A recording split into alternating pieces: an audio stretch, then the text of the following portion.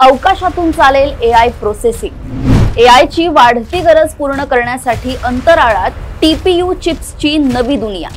पृथ्वीवरील प्रदूषण आणि वीज वापर कमी करण्यासाठी गुगलचे स्पेस पॉवर डेटा सेंटर। काय आहे गुगलचा प्रोजेक्ट सनकॅचर? ही प्रणाली कशी काम करेल?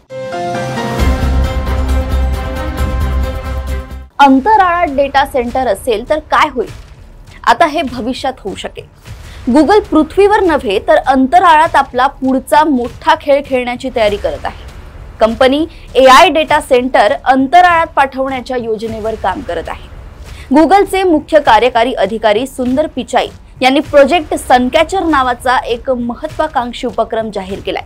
या उपक्रमात भविष्यातील कृत्रिम बुद्धिमत्ता म्हणजेच एआय संगणक प्रक्रिया अवकाशातून थेट सौर ऊर्जेच्या सहाय्याने चालवली जाऊ शकते का याची तपासणी केली जाईल। हा उपक्रम पृथ्वीवरील डेटा सेंटर्सचा पर्यावरणीय प्रभाव कमी करण्यासाठी तयार करण्यात येणार आहे। तसंच अविरत सौर ऊर्जेच्या फायद्यांसाठी अवकाशातील सौर ऊर्जा संचालित उपग्रहांवर विशेष एआय चिप्स तैनात करण्याची योजना आहे।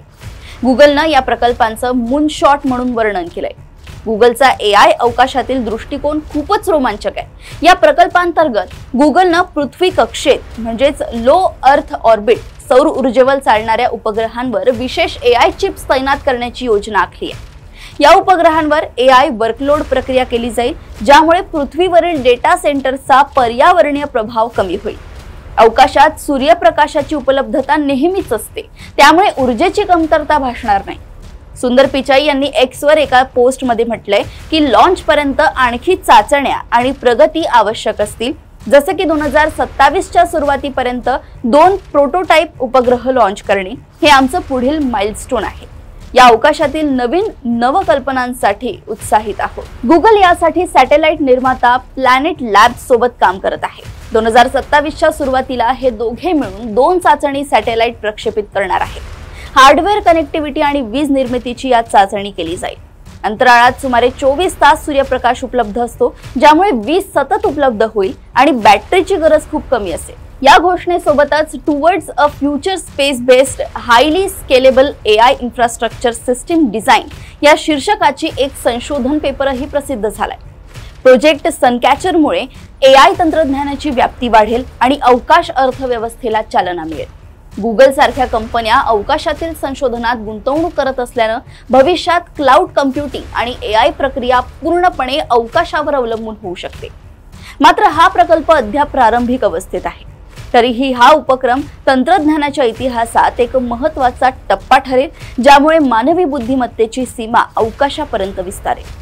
एआयची मागणी वेगाने वाढत आहे आणि पुढील 5 वर्षात एआय डेटा सेंटरची क्षमता 5 पटीने वाढवावी लागेल। Chatbots, automation, video generation, data analytics, AI यांची सर्वत्र गरज असते, परंतु डेटा सेंटर चालवण्यासाठी खूप वीज लागते। केवळ सर्व्हर 60% वीज वापरतात, कूलिंग सिस्टीम 7 ते 30% ऊर्जा घेतात। अशा परिस्थितीत गुगलचे स्पेस पॉवर डेटा सेंटर पृथ्वीवरील वीज वाचवण्यासाठी गेम चेंजर पाऊल ठरू शकते। अंतराळातील सूर्यप्रकाश पृथ्वीपेक्षा जास्त तीव्र असतो।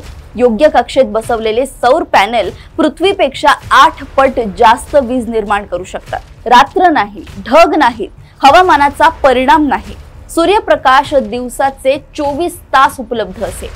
गुगलच्या म्हणण्यानुसार सूर्याची ऊर्जा मानवाच्या एकूण विजेपेक्षा 100 ट्रिलियन पट जास्त आहे, म्हणजेच कृत्रिम बुद्धिमत्तेसाठी ऊर्जेची कमतरता राहणार नाही। हा उपक्रम एका संग्रहाच्या म्हणजेच कॉन्स्टेलेशनच्या रूपात छोटे उपग्रह तयार करणार आहे, ज्यामध्ये प्रत्येक उपग्रहावर गुगलच्या स्वतःच्या बनावटीच्या टेन्सर प्रोसेसिंग युनिट चिप्स असतील।